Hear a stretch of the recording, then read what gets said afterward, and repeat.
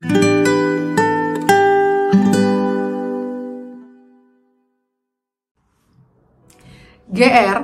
atau gede rasa adalah salah satu bahasa gaul yang cukup populer hingga semua orang tahu dan juga paham dalam menggunakannya. Kata GR ini mengandung bobot negatif karena biasanya dikenakan kepada orang yang salah dalam mempersepsikan dirinya hingga kemudian orang tersebut salah dalam membawa dirinya. Saudara, menjadi GR adalah sesuatu yang dekat dan mungkin saja dialami oleh semua orang. Karena kita adalah orang-orang yang selalu dikondisikan mempersepsikan diri kita dalam situasi yang tengah kita hadapi dan alami. Dan karena itu kita bisa menjadi paham kalau kita membayangkan dalam Injil Lukas di pasal yang ke-19 ayat 28 sampai 40, di mana ada satu peristiwa yang penting, yaitu peristiwa kedatangan Yesus ke Yerusalem dalam rangka menuju salib. Pada waktu itu, kita bisa menyaksikan Injil menggambarkan bahwa Tuhan Yesus pernah meminta dengan khusus murid mencari seekor keledai muda yang tertambat. Dan ketika sudah menemukannya, orang yang menjadi pemilik diminta untuk memberikan keledai muda tadi, ditunggangi Tuhan Yesus mengalami prosesi masuk ke dalam kota Yerusalem. Coba saudara membayangkan kalau engkau jadi keledai tadi. Apakah wajar jika kita kemudian merasa menjadi istimewa ketika kita melihat ada orang-orang yang datang dengan khusus mencariku? Orang-orang yang secara khusus memintaku untuk ikut serta dalam bagian satu peristiwa penting, kedatangan Yesus ke Yerusalem. Rasanya wajar ya kalau kita jatuh pada perasaan istimewa. Aku ini keledai istimewa karena aku yang dicari, bukan keledai yang lain. Dan aku yang diminta, bukan keledai yang lain. Karena itu menjadi wajar kalau kita membayangkan ketika keledai itu diperkenankan untuk dibawa murid-murid kepada Yesus. Keledai tadi dengan bangga melangkah. Dia keledai yang istimewa. Dan yang lebih lagi terasa luar biasa ketika Yesus sudah naik ke atas punggungnya. Injil menyaksikan murid-murid melepaskan jubah mereka. Murid-murid menghamparkan jubah itu di jalan agar keledai tadi menapak di atas jubah-jubah mereka. Wow, istimewa. Karena di mata keledai dia melihat bahwa perbuatan murid-murid itu bisa saja menggambarkan bagaimana keistimewaan semakin nyata.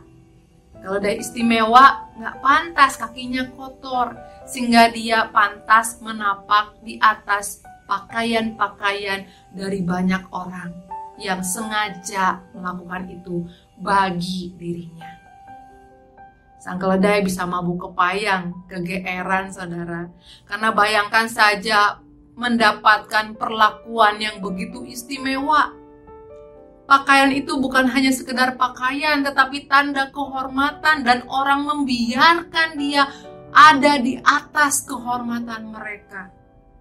Kalau bukan dia yang istimewa, keledai yang istimewa, kan gak mungkin orang memperlakukan demikian. Luar biasa. Mungkin kalau ada pada waktu tersebut kesempatan wawancara seperti saat ini, biasa peristiwa itu ada banyak wartawan, dan salah seorang wartawan mewawancarai keledai bagaimana rasanya dia menjadi bagian dalam prosesi kedatangan Yesus ke Yerusalem. Wajar kalau sang keledai itu mengatakan, ya ini satu hal yang luar biasa, dan buat saya ini satu hal yang meneguhkan betapa saya itu memang luar biasa. Karena Yesus memilih saya dan bukan memilih yang lain.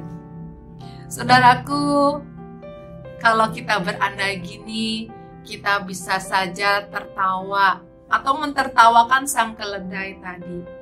Konyol begitu. Tapi kalau kita merefleksikan itu dalam kehidupan sehari-hari, perasaan sang keledai itu juga mungkin saja dekat dengan kehidupanku dan kehidupanmu. Ketika kita mengingat bagaimana Tuhan Allah dalam keberadaannya dengan kemahakuasaannya begitu berjerit lelah untuk aku dan engkau, bayangkan Tuhan Yesus Allah yang menjadi manusia, Allah yang merendahkan diri, bahkan bersedia memberi dirinya mati di kayu salib agar menebus aku dan engkau dari kuasa dosa. Kalau Tuhan sudah bekerja sedemikian rupa, pasti itu terjadi karena aku memang orang yang istimewa. Belum lagi ditambah dengan bagaimana Allah bekerja lewat berbagai macam cara untuk mendatangkan kebaikan bagiku dan bagimu, orang-orang yang dikasihinya. Bisa kita merasa kita istimewa. Kalau engkau melihat dirimu dengan semua kelebihan-kelebihan yang Tuhan berikan, semua talenta, potensi yang Tuhan telah berikan, bisa saja kita merasa istimewa, kita GR dengan apa yang ada, yang Tuhan telah berikan kepada kita. Saudara, orang yang GR itu bisa jatuh membawa diri tidak tepat. Orang yang GR atas perbuatan Tuhan, merasa dirinya istimewa, bisa jatuh pada satu hal yang sangat penting, yaitu tidak bisa bersyukur.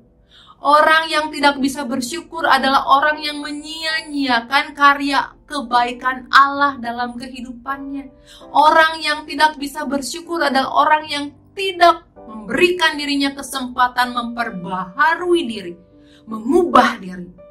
Karena orang yang tidak bersyukur tadi, akibat GR tadi, merasa dirinya sudah perfect, sudah sempurna. Gak ada yang perlu diubah, baik mindset maupun perbuatan sehari-hari. Di sini kita bisa melihat ada satu hal yang berbahaya dari kegeeran yang mungkin muncul diam-diam di dalam hati. Oleh karena itu, saudara, dalam minggu yang istimewa ini, minggu di mana kita tengah masuk menuju satu perayaan yang hebat, yaitu Paskah. Mari kita menelisik diri. Mari kita lihat diri kita sendiri. Adakah potensi GR tadi menghalangi engkau dan aku untuk berubah, untuk menjadi lebih baik lagi? Hingga semua kelimpahan yang Tuhan berikan, semua kesempatan yang Tuhan berikan menjadi satu daya dorong kita untuk semakin mengupayakan kebaikan itu muncul dari sikap pertobatan, perubahan hidup menjadi lebih baik. Selamat memasuki masa raya Paskah. Di hari Paskah kita akan merayakan kebangkitan Kristus. Karena itu mari bangkit dengan pribadi yang lebih baik, dengan mindset yang lebih baik, dengan kesadaran diri yang lebih baik.